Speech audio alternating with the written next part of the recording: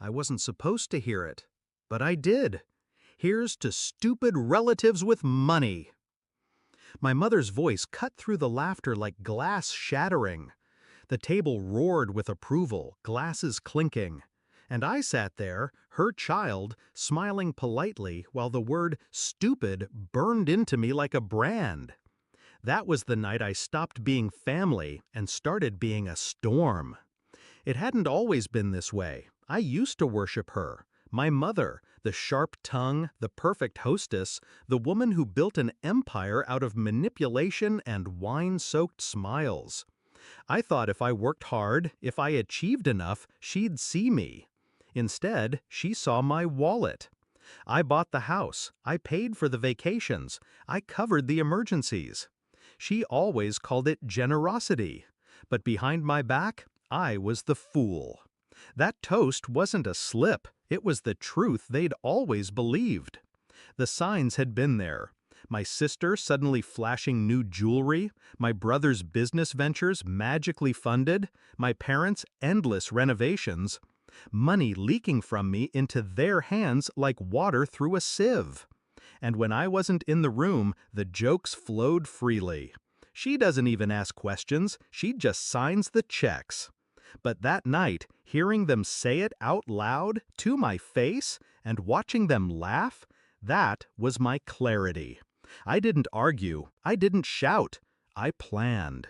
Because nothing tastes sweeter than silence before the strike. A month later, they decided my country house, my sanctuary, the only thing I never let them touch, would be the perfect venue for my sister's engagement party. Invitations went out. The date was set. They didn't even ask. They assumed. That was their mistake. Step 1, I called a locksmith. The locks were changed, access codes wiped, every key replaced. Step 2, I called the police station. Gave them notice of trespassers, property under protection. A quiet, legal layer of steel. Step 3, I booked my own event. Not in the house, but in the garden behind the gate. A charity dinner with friends and business partners, the kind of people my family only dreamed of impressing. 2 worlds, 1 address. A collision waiting to happen. The night came. I arrived early, walking barefoot across the marble floors they would never step on again. Candlelight spilled across tables set for people who mattered. Real laughter, warm, genuine, echoed through the rooms. And right on schedule, headlights cut through the drive.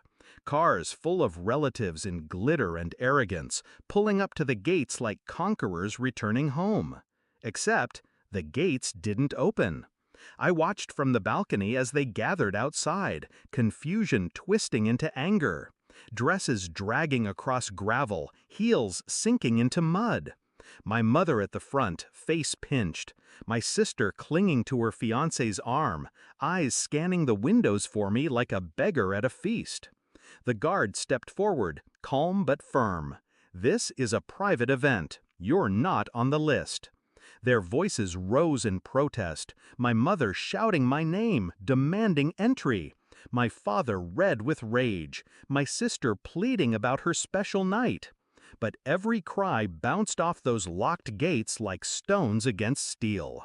And then, silence. Because they saw me, standing above them, glass of wine in hand, dressed in black like the executioner I'd become. I raised my glass, just as they had weeks earlier, and said the words they once mocked me with. Here's to stupid relatives with money. Except this time, no one laughed. The realization hit them all at once. The party they thought was theirs was mine. The house they used as a playground was fortified against them. The stupid one had outplayed them in full view of strangers who mattered more. I didn't need to scream. I didn't need to explain.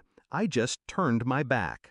Inside, my guests toasted to charity, to progress, to futures built on respect instead of manipulation. Music rose, laughter flowed, and behind the closed gates, my family scattered into the night. They never touched my house again. Do I regret it? No. They wanted me small, compliant, a purse they could open at will. They thought silence meant stupidity, but silence is where power waits. That night, I stopped buying love. I started buying freedom. And when I hear the echo of their laughter in memory, I don't flinch anymore, because I know the sound of their silence after. That's mine.